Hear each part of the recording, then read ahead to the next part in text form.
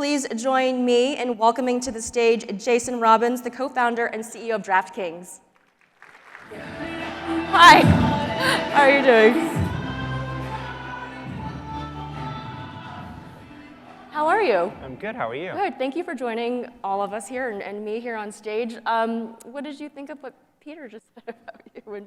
I actually couldn't hear it. What did he say? Oh, he said he likes that you can see his heels and that your perspective on the business is that you see their heels. I don't really know what that means. All right, well, you are. Thank you, Peter. Let's start with you and the company. This has been a big year. You have a lot to celebrate. A lot to celebrate. Thank you. Let's start off with the third straight year now, ranked #1 and #2 by EKG for DraftKings Casino and Golden Nugget online gaming apps. You're coming off a record quarter of revenue, EBITDA, net income up nearly 150%. What do you credit the success to? What maybe bold, smart decisions have you made in the past year that have gotten you to this stage?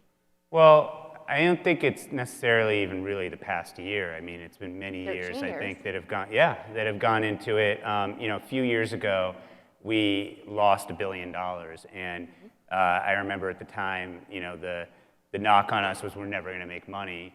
And last year we had our first ever adjusted EBITDA positive year. This year we're going to make significant cash flow and really are inflecting on the profitability front. So I think a lot of it was just really disciplined focus on unit economics and understanding how we were deploying capital, what types of returns we could expect over what periods of time. What we needed to invest in the product and in the customer experience in order to be able to be the best in class, and really appreciative of that recognition. And that was over a course of many, many years, and it wasn't me. I mean, it was the whole team, really.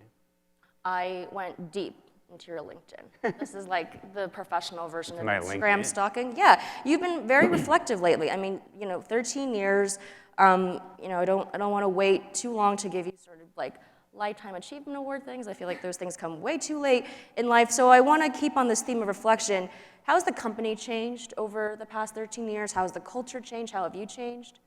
Well, I think certainly the company has changed a lot, but one of the real, I think, strengths that we've had is our culture has not changed that much. Certainly it's evolved, as we've gotten regulated, there's a compliance culture, all that gets added in, but the foundational piece, the entrepreneurial culture, the very analytic and data-driven approach, the fierce competitive nature of the people that we have, those things all have been consistent since day one.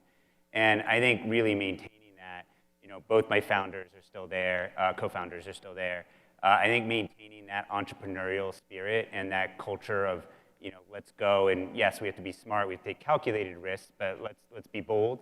I think that's something that really has driven the company since day one and hasn't changed, and I think that's a huge part of what's gotten us to where we are now and a huge part of where we're going forward. Yeah, you are the story of in the garage, in the kitchen, to to all the listings, and on that note too, just as we're looking kind of backwards a little bit, if you were to place all of the innovations that have come before and are coming later on a timeline, where would you say we are in the life cycle of the sports betting industry? Just to tell you, in 2021 you said we're still early on, so I don't think you can say you're still early on anymore, but are you still early on? I think we are, yeah. I mean, listen, in the US at least, obviously sports betting has been around online, in Europe and other places for longer, but in the US, the first state to ever offer online sports betting outside of Nevada and New Jersey was in 2018. That was only 7 years ago. Still pretty early if you look at most industries and how long they've been along. And obviously betting is not a new industry, so that in of itself, but in terms of having a legal regulated market, although it's been around in the illegal market for quite some time, and still is, still about half the US has no access to legal products. And I think that's a huge thing. It really is keeping the illegal market alive. More for iGaming, it's almost 90% of the US that does not have access to legal products right now, which is why you've seen sweeps casinos and other huge unregulated markets fueled. So I think it's still very early, right? I mean, when you're talking about half the country still not having access to sports betting, big states like California, Texas, when you're talking about almost 90% of the country not having access to iGaming, that seems pretty early to me. Our average state has been around for about 3.5 years. So I still say early. The other thing I will say, and you're seeing this all the time, but when things happen in a technology space, it's always early. There's always disruption. There's always something new. There's always some new innovation that's coming around the corner. So you literally have to, it's the old Amazon every day, day one kind of thing, right? You always have to treat it as though at any point in time you were in an early stage of whatever the next phase is of the industry, and I don't think it ever truly matures. Speaking of Amazon, thank you. You have said in the past to Fox Business, and I think others, that you want DraftKings to be talked about like a big tech company, like an Amazon. What does that mean? Well, I think it's sort of related to what I was just saying, which is we want to be viewed as innovative. We want to be viewed as technology first. We want to be viewed as a company that has a culture that looks more like a tech company than like maybe a traditional gaming company. Not for any reason other than that's how I think we've been built, and that's what I think the future of our company is, technology. And it doesn't have to obviously stay purely within even gaming. So having that culture and having the capability set to be able to create great technology products for our customers, be able to use digital means to reach and engage customers, and always being on top of whatever the new technologies are and trying to get there first. Those are core things that I think are capabilities that can allow us to succeed in a multitude of ways. I just find it notable. Amazon obviously catches a lot of, here you can have this. Thank you. Catches a lot of flack because of their size, and we're obviously going to talk about prediction markets and how we get there into the future, and how we get there responsibly. In some ways, and having covered financial markets for years as well, it sort of seems like you've got Robin Hood coming into your house. You're also probably in the back of your mind thinking about kind of your own roadmap to tackle this. So the same question that I asked Peter, though, just philosophically, do you think something has changed about the way that people view money, how they transact with it, and why there's such a popularity around being, maybe compared to past decades, a little bit looser with how they're exchanging money online? I think people are more comfortable exchanging money online. I also think that, our culture, and especially, future generations, everything is more gamified, whether it's video games, whether it's, watching shorter duration clips versus, lengthy programming. Everything is gamified and sort of, delivered through digital channels. And, if you're thinking about like things like where is linear TV going to be 30, 40 years from now, I don't know anybody under the age of 15, maybe at least under the age of 12, that watches linear TV regularly anymore. So is it just going to completely be gone? I don't know. Or will those people evolve, and start watching linear TV? So that's an example of something where you just are looking at this huge shift that's happening. And I think being aware of that shift and understanding, maybe not every implication and what that means, but being aware that it's happening and not dismissing it, that's a really important part for what we do, because we have to understand that the customers of the future are going to be reached in different ways. So it's a fascinating time, I think, and there's never anything, for me that stays the same. And back to your question, can you look and say exchange of money is different, or is it more just people are more comfortable, doing a multitude of different things online, more comfortable doing a multitude of different interactive things online versus what they were 10, 20 years ago? The risk tolerance has just really, I feel like, dropped here. And again, same question that I asked Peter as well, just so I want to get your take on it. Is there a market that the prediction markets reach, maybe a consumer profile, that you currently don't have in-house in your apps? Well, here's the way I would describe it. I think that with anything that's novel and new, there's going to be people that want to try it. And I think that in a market, in a state that has legal sports betting, it is apples and oranges. I mean, the quality of the product and what it's able to deliver for the consumer relative to the prediction markets product is so much stronger. So really, I look at it as a geographic answer to your question. What prediction markets allow companies to access are customers in the roughly half of the US that does not have a legal sports betting product right now. And there are other things too that are in prediction markets, crypto, other sorts of predictive markets. But right now the biggest volume is coming from sports, so that's naturally the focus. And even still, I look at it and say, well, the biggest volume is coming from sports, but where is it coming from? It's coming from California, it's coming from Texas, it's coming from places that don't have a state-regulated sports betting market. And I just don't see a world where even if it's able to sort of address those geographies, we're in a state that has both. It's not just clear to the customer that the legal state-regulated sports betting product is just a vastly superior experience. Well, the NFL season is estimated to bring in $30 billion in wagers. The AG has put that out earlier this year. What share of that do you want? Are you worried now with these new products that they will be taking share away from you, from FanDuel?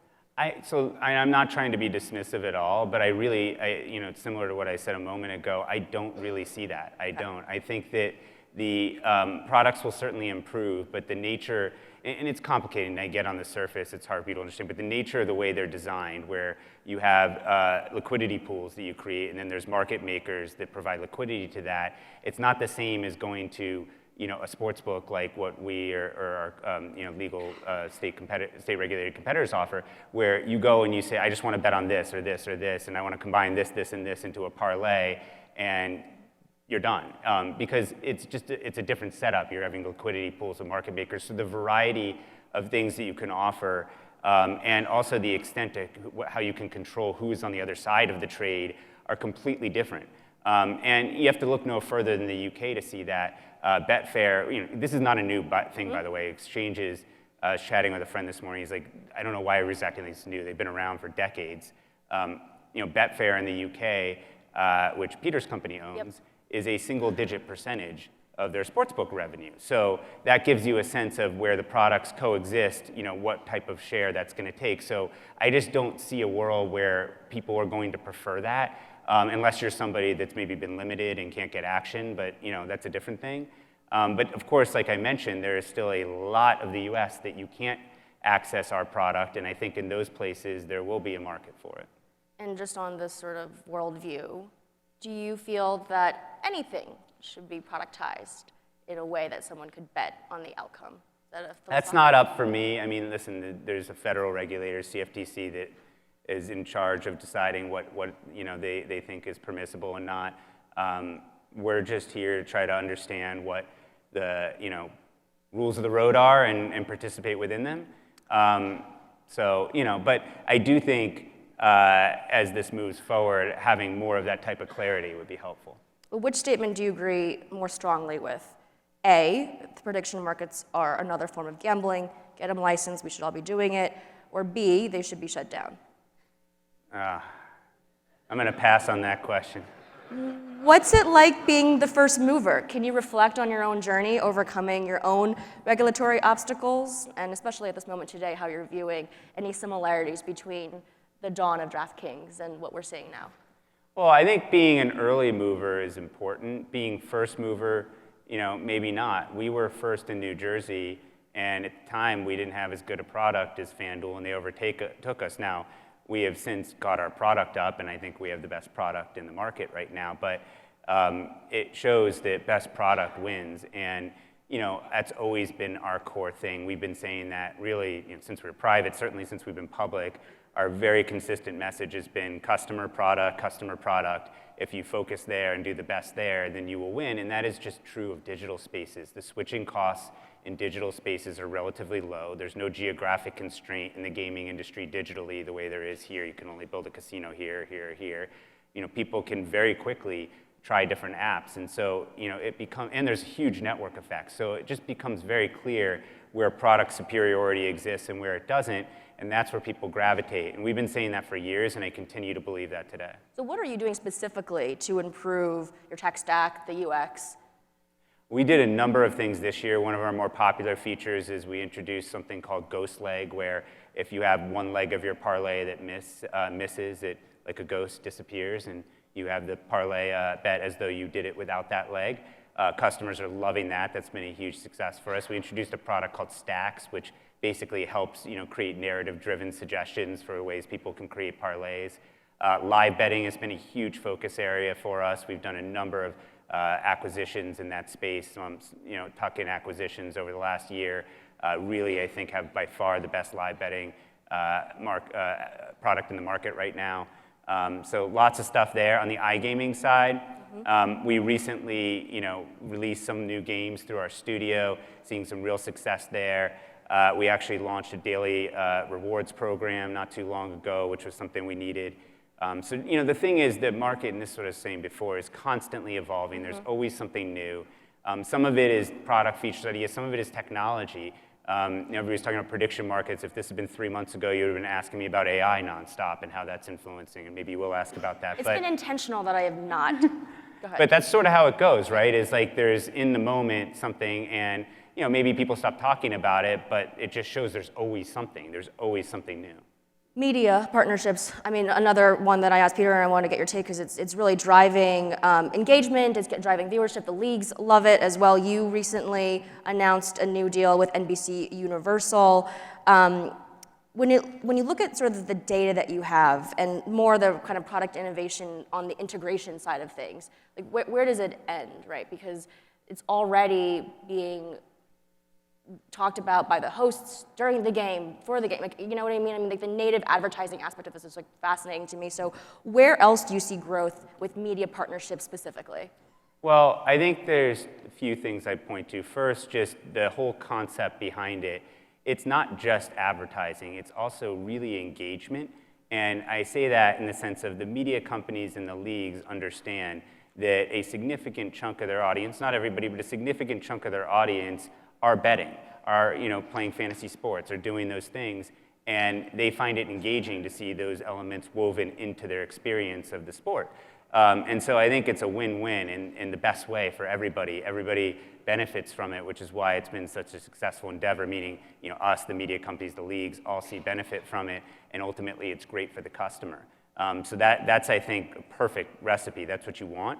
And so to me, continuing to figure out a way to do that in a way that engages that audience, but doesn't, and obviously you can't do this perfectly, but to the best extent possible, doesn't, for the people that don't want it, seem like it's taking away from their experience. That's the key needle to thread. And I think the direction this will go as more, I talked about linear TV earlier, and where will that be? As more people start experiencing sports through streaming and digital channels, you're going to have bifurcated experiences where if I want to see, if I feel like I'm the type of person that wants to be engaged by seeing betting woven in, I can get an even more supercharged version of that. But if I don't, I can watch something that doesn't. No different than there's streams in different languages now and things like that. So I think that's ultimately, the next phase of where this is going. There's a Spider-Man quote, you probably know, responsibility, like a scale, blah, blah, blah. But I do want to ask it from this perspective because with the attention, there's now, with the scrutiny, calls from very small corners of the internet and others where people are saying, should we make sports betting illegal again? Is that a fear that you share? How worried are you about that at all? Well, I don't think that that's likely to happen. And I think that the reasons that sports betting has been legalized in so many states, namely that it's an activity that is happening anyway in the illegal market and still is in most of the country, or roughly half of the country that doesn't offer it, those haven't changed. So I don't think the solution is that. And I think at this point that probably ship has sailed. I do think that it's interesting, though, that is their perspective. And so a lot of them don't go so far as to say that. They instead call for things that would essentially strangle the industry through, regulation that is not sustainable as a means of basically getting to the same place. And I think, that's something that regulators have been very thoughtful about, and we appreciate that and have to be careful, right? Because you're seeing it now with, you talked about predictions, there's obviously all sorts of other ways that people can get action. And if you look at us relative to that, we are so much more tightly regulated. I mean, none of those controls exist in some of these other places, right? So not that I don't think we can always be doing more, I do, but when I think about it from a regulatory perspective, I'm like, well, we're already more tightly regulated in this way than virtually any other place that you can spend your money in the world. So why is it that we need more of that type of regulation when there's many other ways people can spend money that don't have any of that regulation? And as that conversation, I think, happens, as you see convergence of some of these different things, it's going to be interesting where it goes. It's not an inevitability that all states will come online, correct? Would you agree to that? I think most will. All is, just like forever, Time. all Like, is a big what's the number, time? so we'll see. I think at some point, yeah. But I think most will. I think especially now that you're hearing, one of the benefits of this whole rise of prediction markets is it's really going to be that next level, conversation the states are going to have on, okay, now really this is happening. What do I do? Do I just continue to not collect tax revenue, not regulate it ourselves? So I think that's going to be the next catalyst. But it's taken 7 years to get here. Is it going to take less than 7 years, around the same? Well, if you look at sort of the states that still don't have sports betting, or at least where we can't operate, a lot of the population is concentrated in a small handful of them. So, it really comes down to how long will it take to get those in terms of the total financial opportunity. And then there's a lot of other states that we haven't invested as much time lobbying and other things because they're not as big, but I do think eventually, we'll come to those conclusions on their own. How big a deal was it that you got LeBron James? He's like Kevin Hart now too. Like, what are some fun facts about working with them on these campaigns? Well, first of all, I find them hilarious. I think those two together just do a fantastic job. But back to your question on how significant LeBron is, he's all time. He's an icon. He's going to go down on the Mount Rushmore of sports. So, to get somebody like that back in your brand is a big deal. Awesome. Jason, we're out of time for now. It was such a pleasure. Thank you so much for joining me. Thanks for having me. Awesome. Thank you.